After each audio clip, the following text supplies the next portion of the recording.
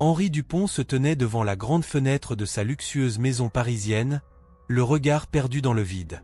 Le soleil d'automne filtré par les feuilles dorées des arbres du jardin illuminait la pièce d'une lumière chaude. Mais pour Henri, cette chaleur ne parvenait pas à dissiper le froid qui s'était installé dans son cœur.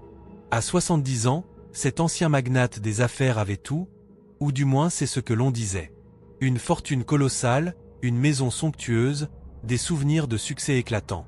Pourtant, il se sentait seul, enfermé dans une prison dorée, entouré de souvenirs qui ne faisaient que raviver sa mélancolie. Il se remémorait des jours passés, des soirées animées en compagnie de partenaires d'affaires, des rires échangés autour de tables élégantes. Les visages de ces gens, autrefois si proches, lui apparurent flous et lointains, comme des ombres sur un mur. Henri soupira. « Qu'est-ce que ça a bien pu apporter, tout ça ?» murmura-t-il pour lui-même, sa voix résonnant dans le silence de la maison. Un frisson d'angoisse le traversa alors qu'il se retournait pour faire face à la pièce. Ses yeux se posèrent sur une vieille photo accrochée au mur, lui, jeune et souriant, aux côtés d'une belle femme dont le sourire illuminait son visage. Claire. Cela faisait des années qu'il n'avait pas prononcé son nom à voix haute. La solitude le rongeait, et il se demandait si un jour, il réussirait à la chasser. Peut-être qu'en sortant, il pourrait rencontrer quelqu'un, une âme perdue comme lui, une personne qui aurait besoin de lui. Mais l'idée de sortir le terrifiait. Et si le monde extérieur avait changé? Et si les gens avaient cessé d'être accueillants? Il se laissa tomber sur un fauteuil en cuir usé, le regard se perdant à nouveau dans le jardin. Pendant ce temps, dans les rues de Paris, Camille luttait pour survivre. La jeune femme, à peine la trentaine, était devenue sans abri après une série de malheurs qui l'avaient laissée à la merci des intempéries et de la cruauté de la vie. Ses vêtements, usés et trop grands, flottaient sur son corps mince, tandis qu'elle avançait d'un pas hésitant, cherchant désespérément de la nourriture pour elle et sa petite fille, Élodie. L'air frais de l'automne lui mordait la peau, et chaque souffle semblait une épreuve. « Maman, j'ai faim », se plaignit Élodie, une fillette à la chevelure brune, aux yeux pétillants mais fatiguée. Camille se baissa pour prendre sa main, serrant les doigts de sa fille dans les siens. « Je sais, mon trésor. On va trouver quelque chose à manger, je te le promets. » Elle ne savait pas comment, mais elle devait faire quelque chose. La ville, avec son éclat et son glamour, était indifférente à sa souffrance. Elle errait de café en café, de boulangerie en boulangerie, espérant croiser le regard d'un bon samaritain. Dans un parc, Camille s'assit sur un banc, épuisée. Élodie jouait à côté d'elle, ramassant des feuilles mortes et les lançant dans les airs. Le rire de sa fille lui réchauffait le cœur, mais la réalité de leur situation lui pesait lourdement. Elle se sentait coupable de ne pas pouvoir lui offrir plus qu'une vie de misère. « Ça va aller, Élodie. On va trouver une solution, » murmura-t-elle, bien qu'elle ne croyait pas vraiment à ses propres paroles. C'est alors qu'Henri, en sortant de sa maison pour prendre l'air, croisa leur chemin. Il s'arrêta, intrigué par la scène qui se jouait devant lui. La petite fille, avec son innocence, était un contraste frappant avec la détresse de sa mère. Henri se sentit soudainement touché. Le spectre de sa solitude s'éloigna un instant, remplacé par une impulsion irrésistible de venir en aide à ces deux êtres humains. « Bonjour, mademoiselle », dit-il d'une voix douce, attirant l'attention de Camille. Elle leva la tête, surprise de voir un homme d'un certain âge, habillé avec élégance. Il avait l'air bienveillant, mais elle ne savait pas à quoi s'attendre. Henri continua, « Vous avez besoin d'aide, n'est-ce pas ?» Camille hésita, ne sachant pas comment réagir. Les rencontres avec des inconnus pouvaient être risquées, mais il y avait quelque chose dans le regard d'Henri qui la mettait en confiance. « Je fais de mon mieux pour prendre soin de ma fille », répondit-elle finalement, sa voix tremblante trahissant son angoisse. Henri sentit son cœur se serrer en entendant ces mots. « Je sais ce que c'est que de traverser des moments difficiles », confia-t-il. « Si vous le souhaitez, je peux vous offrir un endroit où passer la nuit. J'ai un garage qui est vide. » Il marqua une pause, observant la réaction de Camille. « Cela pourrait être temporaire, juste pour que vous puissiez vous reposer et retrouver un peu de stabilité. » Les yeux de Camille s'agrandirent, d'abord par la surprise, puis par l'espoir. « Vous voulez vraiment nous aider ?» demanda-t-elle, la voix chargée d'émotion.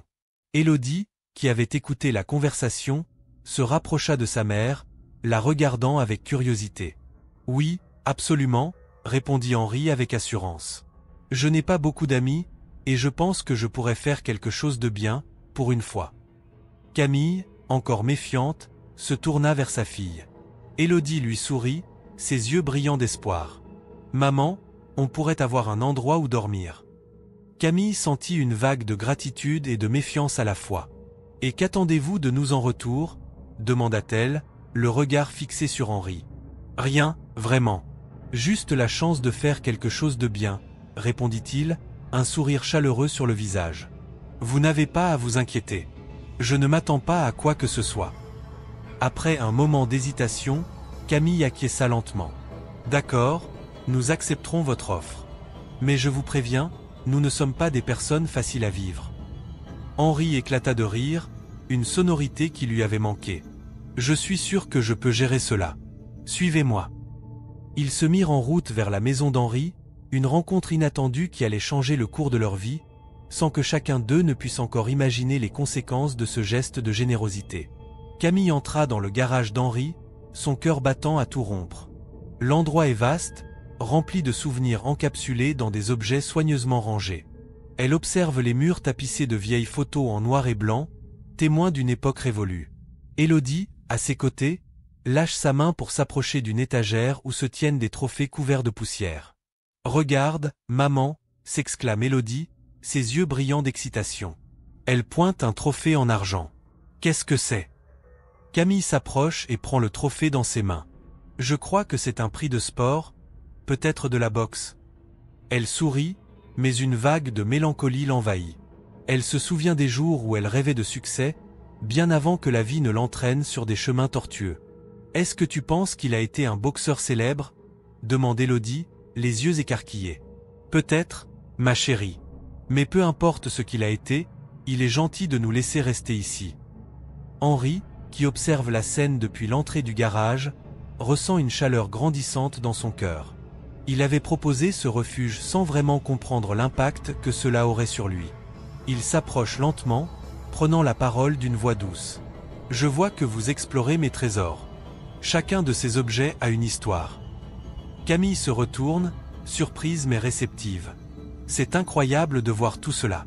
Chaque chose ici doit avoir une signification spéciale. Oui, répond Henri, un sourire nostalgique aux lèvres. Chaque trophée, chaque photo. Il me rappelle une époque pleine de passion et d'ambition. Élodie, curieuse comme jamais, délaisse le trophée et se dirige vers une vieille malle en bois, à moitié cachée sous une couverture. Maman, regarde ça. Camille s'approche, inquiète, mais la curiosité l'emporte. Élodie tire sur la couverture, révélant la malle ornée de ferrures en laiton. Henri s'approche également, un regard inquiet sur son visage.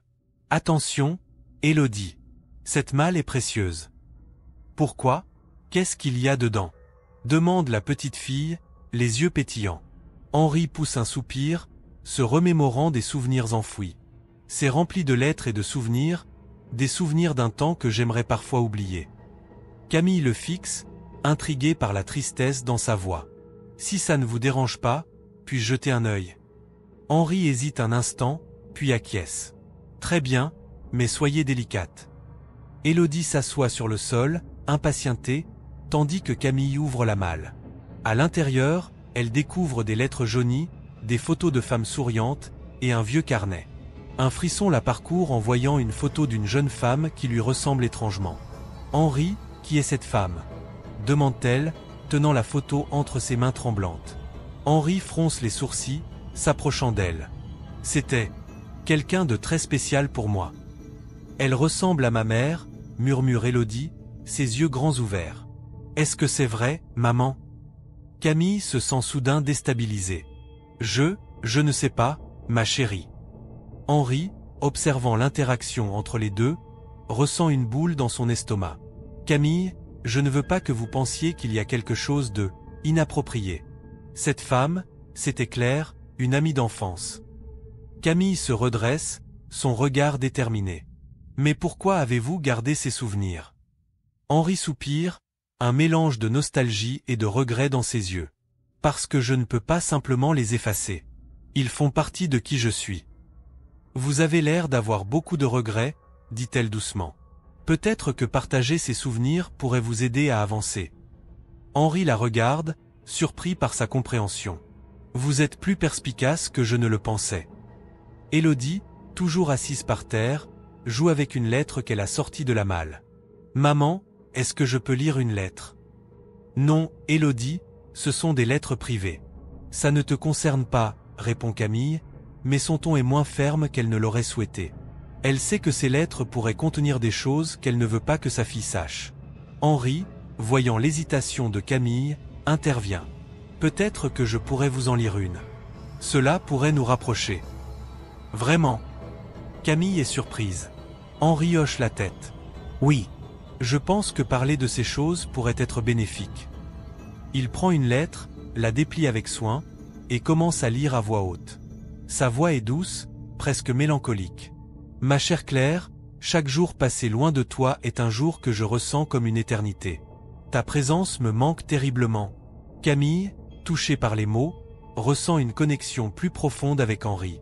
Elle se rend compte qu'il n'est pas uniquement un homme riche et solitaire, mais quelqu'un qui a connu la perte et la douleur. C'est beau, murmure-t-elle, les larmes aux yeux.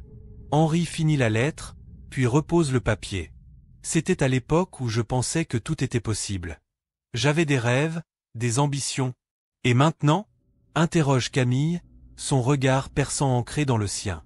Maintenant, je me demande souvent si cela en valait la peine, répond-il, son regard se perdant dans le vide. Élodie, sentant l'atmosphère lourde, se lève et s'approche de lui. Tout le monde a des rêves, monsieur Henri. Peut-être qu'il est encore temps pour vous d'en avoir d'autres. Henri sourit, touché par l'innocence de l'enfant. Tu as raison, Élodie. Peut-être que je devrais commencer à rêver à nouveau. Camille, voyant cette étincelle d'espoir dans les yeux d'Henri, se sent encouragée. Peut-être que ce garage, qui semblait au départ être un simple refuge, pourrait devenir un lieu de renaissance pour eux trois. Je pense que nous avons tous des histoires à raconter, dit-elle doucement. Et peut-être que nous pouvons tous nous aider à avancer. Henri acquiesce lentement, un léger sourire apparaissant sur son visage. Oui, c'est peut-être ça, la clé. Partager nos histoires. Élodie, enthousiaste, s'exclame. Alors, racontez-nous plus de choses sur votre vie, s'il vous plaît. Henri éclate de rire, la tension se dissipant légèrement. D'accord, mais seulement si vous me promettez de partager aussi vos histoires. Promis, s'écrie Élodie, les yeux brillants d'excitation. Camille, souriante, se rend compte que ce nouveau chapitre de leur vie est en train de s'ouvrir. Les secrets et les douleurs du passé pourraient finalement se transformer en quelque chose de beau, une nouvelle famille unie par des histoires partagées. Camille s'asseyait sur une vieille caisse en bois dans le garage d'Henri, l'esprit tourbillonnant.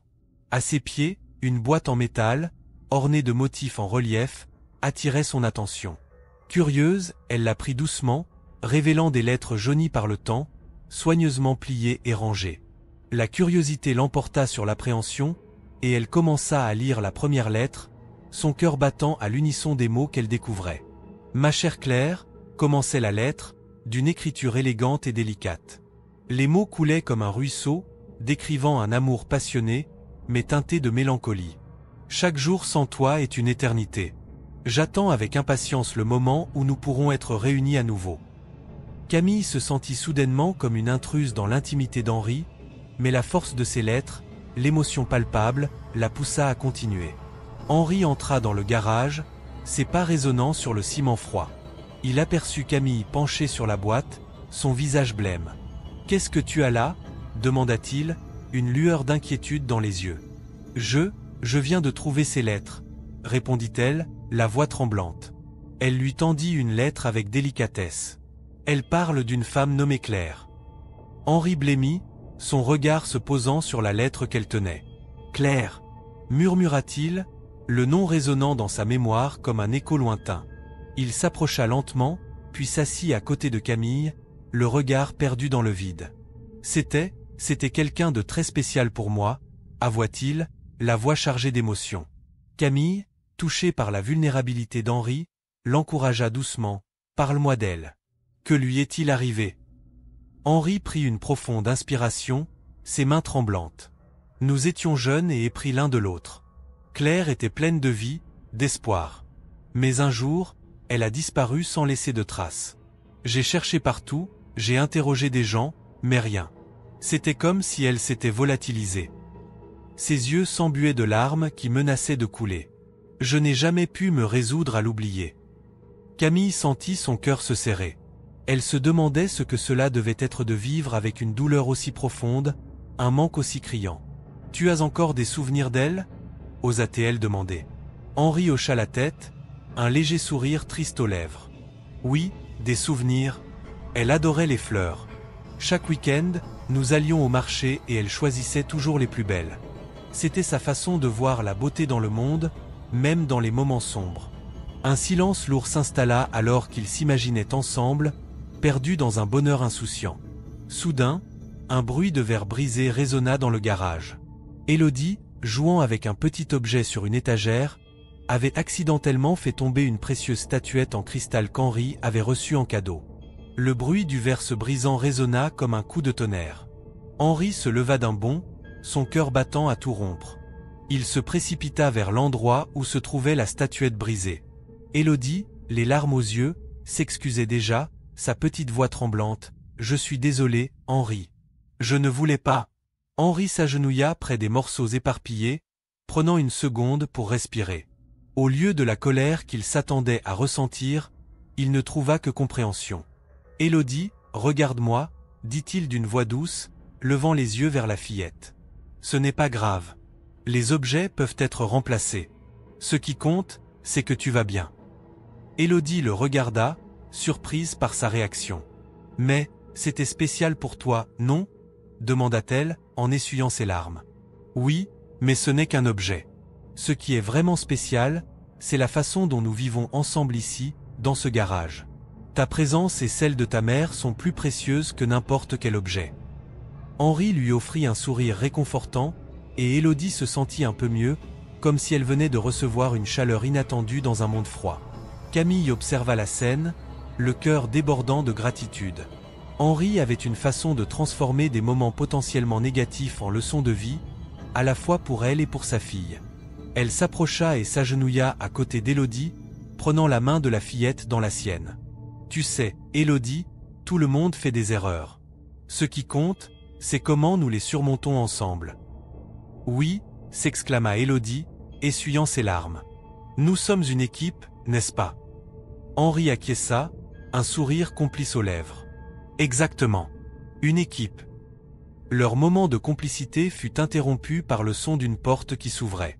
C'était un soir calme, et alors que les ombres s'allongeaient dans le garage, Camille se retrouva soudain prise d'un cauchemar. Elle ferma les yeux, et les souvenirs enfouis, les cicatrices de son passé, surgirent brutalement. Elle se revit dans les rues froides de Paris, luttant pour survivre, luttant pour Élodie. Les échecs, les déceptions, la solitude. Lorsque Camille se réveilla en sursaut, elle trouva Henri à ses côtés, inquiet. « Camille, ça va ?» demanda-t-il, sa voix empreinte de tendresse. Elle inspira profondément, cherchant à apaiser son cœur affolé. « Non, je faisais un cauchemar. C'était horrible. Je me souviens de tout ce que j'ai traversé, de la douleur. » Sa voix se brisa, et elle laissa les larmes couler. Henri, touché par sa détresse, prit sa main. « Parle-moi de ce qui te tracasse. Je suis là pour t'écouter, » lui dit-il doucement. « C'est juste que j'ai l'impression d'avoir échoué à chaque tournant. J'ai perdu tellement de choses. La vie m'a toujours semblé si dure, si injuste, » avoua-t-elle, sa voix tremblante. Henri, ému, répliqua « Tu n'as pas échoué, Camille. Tu es une battante. Tu es ici avec Élodie, et c'est un acte de courage. Regarde tout ce que tu as surmonté. Chaque cicatrice raconte une histoire de force. » Leurs regards se croisèrent, et un silence complice s'installa. Camille réalisa qu'Henri ne la voyait pas comme une victime, mais comme une femme forte qui avait su se relever malgré les difficultés. Elle se sentit comprise, pour la première fois depuis longtemps. « Merci, Henri, » murmura-t-elle. « Ta gentillesse me touche profondément. Je veux que tu saches que tu n'es pas seul dans cette bataille, » répondit-il, avec une sincérité qui la réchauffa. « Nous avons tous nos démons, mais en les partageant, nous pouvons apprendre à les surmonter. » Camille hocha la tête, touchée par sa compréhension. « Dans ce garage, entre ces murs chargés de souvenirs, elle commençait à entrevoir une lueur d'espoir, une nouvelle vie faite de compassion et de partage. Henri Dupont se tenait devant la grande fenêtre de son bureau, un verre de whisky à la main, observant la lumière du soleil se refléter sur les pavés mouillés de Paris. Les gouttes de pluie qui tombaient doucement à l'extérieur semblaient avoir le pouvoir d'apaiser son esprit tourmenté. Depuis qu'il avait ouvert son garage à Camille et Élodie, il avait ressenti un changement en lui, une sorte de renaissance. La présence de la mère et de la fille avait apporté une chaleur qu'il n'avait pas connue depuis des années, mais cela venait également avec son lot de préoccupations. « Je devrais vraiment faire quelque chose de plus pour elle », murmura-t-il pour lui-même, se remémorant les histoires de courage et de détermination que Camille partageait chaque soir. Cette femme, qui semblait si fragile, avait un esprit indomptable. Henri se leva, déterminé à prendre une décision. Il se dirigea vers son bureau, où il avait conservé des brochures d'organisations caritatives. Il savait qu'il avait les moyens d'aider, mais une part de lui hésitait. Pourquoi se sentirait-il obligé de donner de l'argent à des inconnus, alors qu'il avait déjà tant donné à sa propre vie? Dans le garage, Camille se battait contre les doutes qui la rongeaient. Elle avait accepté l'hospitalité d'Henri, mais elle se sentait toujours comme une intruse. Élodie jouait avec des jouets qu'Henri avait dénichés dans son enfance. L'enfant riait, un son pur qui réchauffait le cœur de Camille. Elle s'assit sur le sol, observant sa fille, et un sourire s'étira sur ses lèvres. Peut-être que nous avons enfin trouvé un endroit où nous appartenons, pensa-t-elle, mais une inquiétude persistait. Soudain, un bruit de moteur résonna à l'extérieur. Camille se leva pour voir une voiture sombre se garer près de la maison d'Henri. Un homme en costume sortit du véhicule, et son apparence soignée contrastait avec la simplicité de la vie de Camille. Elle ressentit un frisson d'angoisse en voyant l'homme se diriger vers la porte d'Henri. « Qui est-ce » se demanda-t-elle, son instinct maternel la mettant en alerte. Elle s'approcha discrètement de la porte, cherchant à entendre leur conversation. À l'intérieur, Henri accueillit l'homme avec une poignée de main ferme. « Marc, quelle surprise de te voir ici !» dit-il, son ton neutre, mais son regard trahissait une certaine tension. « Je suis en ville pour affaires, et j'ai pensé qu'il était temps de rattraper le temps perdu, vieux frère, » répondit l'homme, avec un sourire qui ne touchait pas ses yeux. Camille se figea, reconnaissant le nom de Marc, un ancien associé d'Henri dont elle avait entendu des murmures dans le passé. « Tu sais que je suis à la retraite, Marc. Je préfère vivre ma vie tranquille maintenant, » répondit Henri, une note d'impatience dans sa voix. Marc avança d'un pas, comme s'il cherchait à intimider. « Tranquille ? Tu as des responsabilités que tu ne peux pas ignorer. Ta fortune n'est pas à négliger, Henri, et moi, je sais exactement ce dont tu as besoin pour la protéger. » Camille plissa les sourcils, sa curiosité piquée. Pourquoi cet homme parlait-il de fortune? Avait-il des intentions cachées vis-à-vis d'Henri? Elle ne pouvait pas se permettre d'être trop curieuse, mais elle savait qu'elle devait en savoir plus. « Je n'ai besoin de personne pour gérer ma fortune, Marc, » répliqua Henri, sa voix se durcissant. « Je ne veux pas de complications dans ma vie. » Complications. Marc s'approcha encore, son ton devenant plus insistant. « Tu sais très bien que le passé a ses propres manières de te rattraper. Et là où il y a des secrets, il y a des enjeux. » Camille sentit son cœur s'accélérer. Quelle sorte de secret Henri cachait-il? Elle était sur le point de se retirer pour donner à Henri un peu d'intimité, mais son instinct la poussa à rester. Elle devait comprendre la nature de la menace qui pesait sur eux. « Je ne suis pas prêt à discuter de cela, Marc. Je te demande de partir, » dit Henri, son regard se durcissant. Marc éclata de rire, un son froid et désinvolte. « Oh, Henri, tu n'as pas encore compris. Les choses ne sont pas aussi simples. Je suis ici pour te rappeler que tu as des dettes que tu dois payer, et je ne parle pas de celles que tu pourrais imaginer. » Henri changea de posture, son visage se ferma. « Je ne te laisserai pas manipuler ma vie comme tu l'as fait dans le passé. Je suis un homme libre maintenant. » Libre? Marc s'approcha encore, son visage à quelques centimètres de celui d'Henri. « Tu es dans le déni. Les choses que tu as cachées, les personnes que tu as blessées, tout ça finit par remonter à la surface. » Camille, débordante d'inquiétude, ne pouvait plus rester silencieuse. Elle se glissa discrètement vers la fenêtre, essayant d'attraper des bribes de leur échange. Leurs voix s'élevèrent, et elle pouvait sentir la tension dans l'air. Elle savait qu'elle devait agir, mais comment? Qu'est-ce que tu veux vraiment, Marc? Henri demanda, sa voix trahissant une vulnérabilité qu'il s'efforçait de cacher. Je veux ce qui m'est dû, Henri. Je veux que tu te souviennes de tes promesses, et je ferai en sorte que tu te souviennes aussi de Claire. Le nom de Claire fit l'effet d'une déflagration dans l'esprit de Camille. Qui était Claire?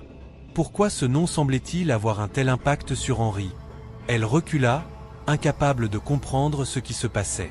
Elle avait toujours su qu'Henri avait un passé compliqué, mais cette mention d'une promesse brisée la laissait dans un état de confusion et d'angoisse.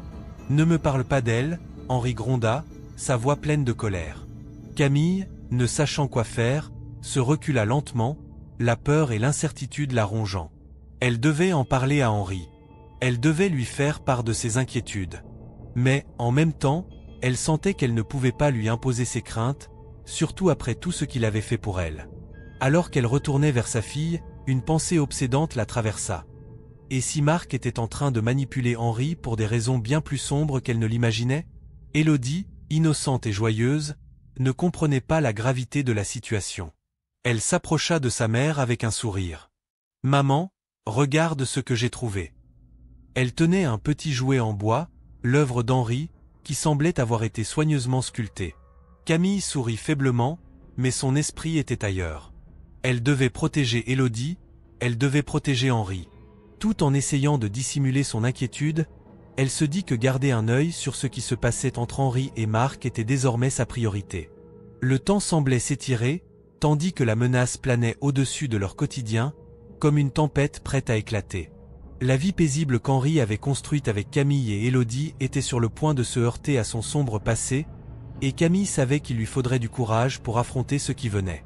Henri Dupont se tenait dans son bureau, le regard rivé sur la fenêtre, mais son esprit était accaparé par la conversation qu'il venait d'avoir avec son ancien associé, Marc. La tension qui avait envahi l'air était palpable, un mélange de colère et de crainte. Marc, avec son sourire diabolique et ses paroles venimeuses, avait ravivé des souvenirs qu'Henri aurait préféré oublier. « Tu sais ce que je peux révéler sur Claire ?»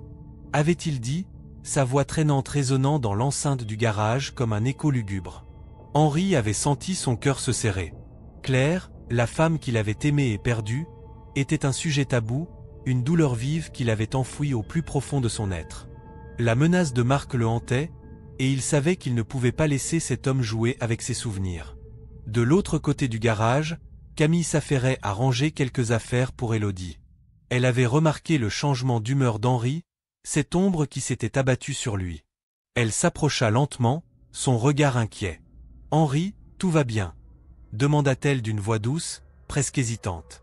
Henri tourna la tête vers elle, essayant d'afficher un sourire, mais cela lui était impossible. « Oui, Camille, tout va bien. Juste, des affaires à régler. » Ces mots sonnaient faux, et Camille le savait. Elle s'était liée à lui, non seulement par gratitude mais par une compréhension tacite de la souffrance. Elle avait vu les cicatrices qu'il portait, même si elles n'étaient pas visibles. « Si quelque chose te tracasse, tu peux en parler, tu sais. Je suis là, » insista-t-elle, son ton empreint de compassion. Henri soupira, son regard se perdant dans le vide. « C'est juste un vieil ami qui refait surface. Il n'a pas de bonnes intentions, » avoua-t-il finalement, la voix tremblante. Camille s'approcha un peu plus, l'angoisse grandissant en elle. « Que veut-il ? » ?»« Mon héritage, mais il a aussi des informations sur Claire, » répondit-il, la colère et la tristesse se mêlant dans sa voix. Le nom de Claire résonna dans l'espace comme un coup de tonnerre. Camille se figea. « Claire, c'est la femme de la photo, n'est-ce pas ?» Elle avait vu cette image, cette femme qui ressemblait étrangement à elle. Une connexion qu'elle n'avait pas encore osé explorer. Henri hocha la tête, son visage se durcissant. « Oui, et il sait des choses que je préfère garder secrètes. » Camille sentit une vague de détermination l'envahir. Elle savait que Marc n'était pas un homme de confiance. Si Henri était en danger, elle devait agir. « Henri, je ne peux pas rester ici sans rien faire. Je vais enquêter sur lui. » Henri ouvrit la bouche pour protester, mais Camille le devança. « Je ne peux pas rester les bras croisés pendant que tu es menacé. Élodie a besoin de toi, et je ne peux pas te laisser affronter cela seul. Henri sentit une chaleur se répandre dans sa poitrine. Il appréciait la force de Camille, mais l'idée de la mettre en danger le terrifiait. « Je ne veux pas que tu te mettes en danger, Camille, » s'exclama-t-il. « Et moi, je ne peux pas laisser un homme comme lui te faire du mal. »« Fais-moi confiance, » répondit-elle, ses yeux déterminés rencontrant les siens. La nuit tomba sur Paris, enveloppant la ville d'un manteau d'obscurité. Camille était dans son lit, mais le sommeil ne venait pas. Les mots de Marc résonnaient dans sa tête, et elle savait qu'elle devait agir. Le lendemain, elle se leva tôt, déterminée à trouver des informations sur cet homme qui menaçait Henri. Elle erra dans les rues de Paris, interrogeant des connaissances, visitant des endroits où Marc pouvait traîner. Elle apprit rapidement qu'il avait un passé trouble, impliqué dans des affaires louches et des manipulations. Un homme dangereux, sans scrupules, qui ne reculerait devant rien pour obtenir ce qu'il voulait. Après plusieurs heures de recherche, Camille se retrouva dans un café, feuilletant des vieux journaux. Une photo attira son attention. C'était Marc, mais à ses côtés se tenait une femme. En lisant l'article, elle découvrit qu'il avait été lié à de nombreuses affaires criminelles, mais une mention attira particulièrement son attention. Une disparition inexpliquée, celle de Claire. Le cœur de Camille s'arrêta un instant. Elle comprit alors que Marc n'était pas seulement un ancien associé d'Henri, mais possiblement la clé de la disparition de Claire. Elle avait besoin de confrontation, de vérité, et elle devait parler à Henri. Le soir venu, elle rentra au garage, le visage marqué par l'angoisse et la détermination. Henri était déjà là, scrutant des papiers, mais il releva la tête en la voyant. « Camille, tu as l'air préoccupée. »« Henri, j'ai découvert des choses sur Marc, » commença-t-elle, sa voix tremblante mais ferme. « Quoi ?» demanda-t-il, posant immédiatement ses papiers, l'attention pleine. « Il a un passé criminel. Il est lié à la disparition de Claire. Je pense qu'il sait ce qui lui est arrivé, » révéla Camille, le regard perçant. Henri blêmit, la couleur s'évanouissant de son visage. « Quoi ? Comment sais-tu cela ? » « J'ai fait des recherches. Il a été impliqué dans plusieurs affaires louches, et il y a une mention de Claire dans un article, poursuivit-elle. Je crois qu'il est responsable de sa disparition. » Henri, dévasté, se leva brusquement. « Cela ne peut pas être vrai. Je dois comprendre. Nous devons le confronter, Henri. Tu ne peux pas le laisser continuer à te menacer, » insista Camille, le regard fixé sur lui. Il hocha la tête lentement, le choc et la colère se mêlant dans ses yeux. « Je ne peux pas croire que cela soit arrivé. Claire. » Sa voix se brisa, remplie de douleur. Camille s'approcha, posant une main réconfortante sur son bras. « Nous allons le faire ensemble. Tu n'es pas seul dans cette lutte. » Henri la regarda, se rendant compte à quel point elle était devenue une partie essentielle de sa vie. « Merci, Camille.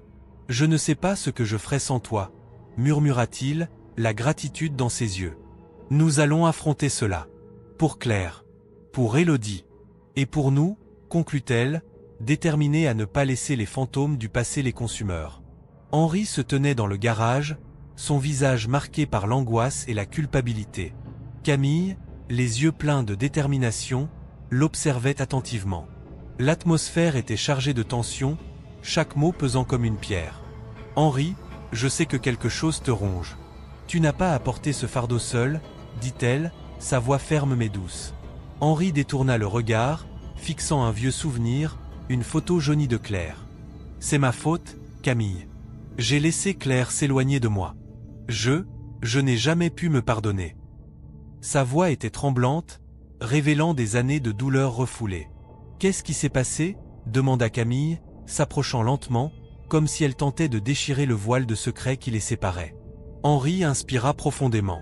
« Claire et moi étions amoureux, mais j'étais trop occupé par ma carrière. Je pensais qu'elle serait toujours là, que je pourrais tout rattraper. Et puis, un jour, elle a disparu.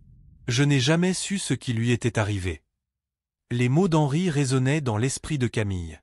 Elle se souvint des histoires que sa mère lui avait racontées, de cette sœur qu'elle n'avait jamais connue, une ombre dans sa mémoire. Et cet homme, l'ancien associé, il sait quelque chose, n'est-ce pas? Henri hocha la tête, ses yeux s'illuminant d'une nouvelle compréhension. « Oui, je le crains. Il a toujours été jaloux de mes réussites. Je suis sûr qu'il a des informations sur Claire. Camille, déterminée, se redressa. Nous devons le confronter. Je ne peux pas laisser cet homme vous manipuler, Henri. Pas après tout ce que vous avez fait pour moi et Élodie. L'intensité de la situation les enveloppait, et Henri sentit une lueur d'espoir. Pour la première fois depuis des années, il avait quelqu'un à ses côtés. D'accord. Faisons-le ensemble. Les jours suivants, Camille se lança dans une enquête acharnée. Elle rassembla des preuves, fouillant dans les archives et interrogeant des voisins. Elle découvrit que l'homme mystérieux, qui s'appelait Victor, avait un passé criminel. Elle se mit en contact avec la police, espérant que ces informations seraient suffisantes pour les convaincre d'agir. Un matin, alors qu'elle se préparait à rencontrer les autorités, elle reçut un message d'Henri. « Camille, viens vite.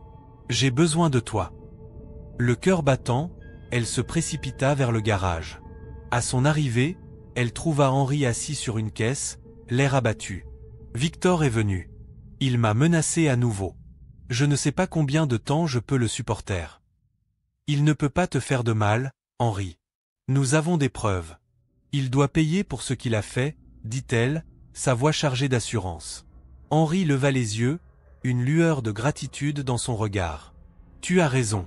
Je ne peux plus vivre dans la peur. » Camille sortit son téléphone et appela les autorités. « Bonjour, je voudrais signaler des menaces. Nous avons des preuves concernant un homme nommé Victor. » L'agent au bout du fil l'écouta attentivement avant de lui demander des détails. Après une brève conversation, Camille raccrocha. « Ils vont envoyer quelqu'un. » Henri soupira, un mélange de soulagement et d'angoisse. « J'espère qu'ils arriveront à temps. Je ne veux pas que tu sois en danger à cause de moi. Ne t'inquiète pas pour moi. Je suis prête à tout pour protéger Élodie et toi. » Camille insista, son regard déterminé. Peu après, des policiers arrivèrent, prenant immédiatement la situation au sérieux. Camille leur expliqua tout ce qu'elle avait découvert sur Victor. Il a menacé Henri et pourrait être impliqué dans la disparition de sa compagne, Claire. Les policiers prirent des notes, leur sérieux ne laissant place à aucun doute. L'un d'eux, un homme grand avec une voix calme, dit « Nous allons vous protéger, monsieur Dupont. Nous allons nous rendre chez cet homme et l'interroger. » Henri, bien que nerveux, sentit une vague de soulagement l'envahir. « Merci. Je ne sais pas ce que je ferais sans Camille. » « C'est une femme courageuse, » acquiesça l'agent, souriant à Camille, qui lui répondit par un geste de la main. Après quelques heures d'attente, les policiers revinrent, l'air satisfait. « Nous avons interpellé Victor. Il a été malmené par ses propres mensonges. Nous avons trouvé des preuves de ses menaces envers vous, monsieur Dupont. » Henri se sentit enfin libéré d'un poids immense. Mais alors qu'il s'apprêtait à exprimer sa gratitude, Camille s'interrompit, son regard devenu soudainement pensif. « Attendez, il y a quelque chose que je dois vous dire. » Henri, intrigué, attendit, son cœur battant. « J'ai trouvé quelque chose dans les lettres de Claire. » Elle sortit une lettre jaunie de sa poche. Elle parlait d'un frère. Je n'ai jamais compris ce que cela voulait dire, jusqu'à maintenant. Henri blêmit. « Un frère ? Mais je pensais que Claire n'avait aucune famille. » Camille déplia la lettre avec soin. Elle mentionne un secret de famille, et un nom. Elle lut à voix haute, « Je ne peux pas m'empêcher de penser à toi, mon cher Henri. Si seulement tu savais que ma sœur, Camille, est toujours là. » Le silence qui suivit était assourdissant. Henri, le cœur en émoi, murmura, « Camille, tu es la sœur de Claire ?» Les larmes aux yeux, Camille hocha la tête. « Oui, et cela signifie qu'Élodie, elle est ta nièce. » Henri sentit une chaleur envahir son cœur. La douleur du passé se mêla à une nouvelle lumière, une possibilité de rédemption. « Je ne savais pas. Je suis désolé. Cela signifie que je dois prendre soin de vous deux. » « Oui, Henri. Nous sommes une famille maintenant. » Camille sourit à travers ses larmes. Henri, soulagé d'avoir enfin fait face à son passé, prit la main de Camille dans la sienne. « Je vais faire tout ce qu'il faut pour vous protéger. Vous et Élodie. Je veux que nous formions une nouvelle famille, unie par notre passé et notre amour. » Et ainsi, dans le garage qui avait été témoin de tant de souffrances, une nouvelle histoire commença, une histoire de rédemption et d'amour, où la douleur se transformait en espoir.